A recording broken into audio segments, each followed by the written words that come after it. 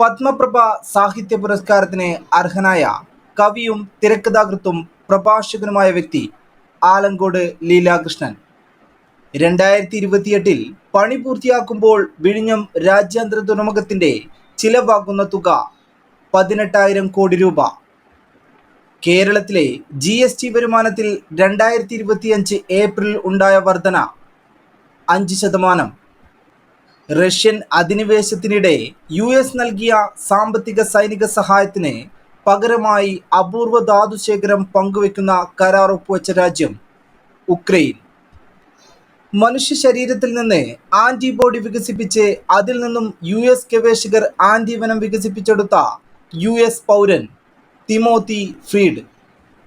മുഖ്യമന്ത്രി പിണറായി വിജയൻ നാടിന് സമർപ്പിക്കുന്ന അത്യാധുനിക ടോഗ് അറേ മാനുഫാക്ചറിംഗ് ഷോപ്പ് സ്ഥിതി ചെയ്യുന്നത് ആലപ്പുഴയിലെ അരൂരിൽ. മാഡ്രിഡ് ഓപ്പൺ ടെന്നീസിൽ വനിതാ കിരീടം സ്വന്തമാക്കിയത് ആര്യാന സെബലങ്കെ. 15 മണിക്കൂറോളം പത്രസമ്മേളനത്തെ അഭിസംബോധന ചെയ്ത് ഉക്രൈന്റെ വ്ളോഡിമിർ സെലൻസ്കിയുടെ റെക്കോർഡ് തകർത്തത് മാലദ്വീപ് പ്രസിഡന്റ് മുഹമ്മദ് മുയ്സു.